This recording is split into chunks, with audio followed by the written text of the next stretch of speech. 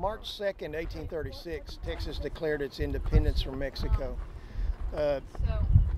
However, that's where the idea of the Republic of Texas or the state of Texas was conceived. But it wasn't actually born until after this battle. Without the victory the Texans sustained at this battle, there wouldn't be a Texas. There may not even be a United States as we know it. In my opinion, it's only by the hand of Providence that the Texans succeeded. They surprised Santa Anna's army. They were outnumbered when they did surprise them. Santa Anna made quite a few tactical errors as vanity and pride got in the way. And because of a series of things, Texas actually defeated what most would have considered a superior army. The Mexicans had a cavalry in the truest sense of the word, and that was like the 19th century army tank. Imagine a man on a horse with a lance and a carbine and or a saber heading at you at a rapid rate. It's not too many guys that are going to stand off and face that. They had the right equipment, they had the right training, they had the right discipline. The Texans, on the other hand, didn't have training, didn't have discipline, didn't have the proper firearm.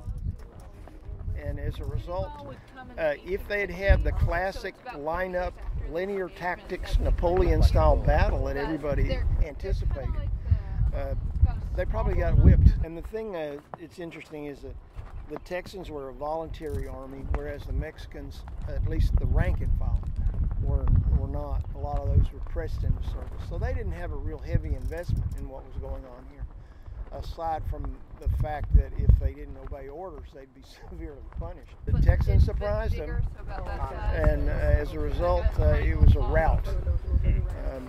9 men will die on the Texas side, and between 600 and 700 Mexican soldiers will be killed on the battlefield and at the water's edge. It's a very decisive battle, and it ranks up there with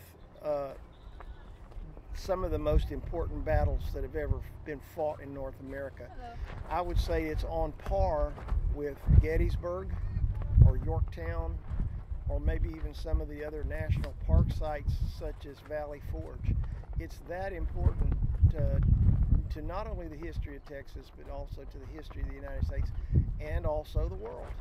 What happened here is going to affect a war with Mexico later, which will cause all the lands from Texas to California to be ceded to the United States. If this land had continued to be Mexico, who knows whether it would have been better or worse, but suffice to say the history of the world would have been changed.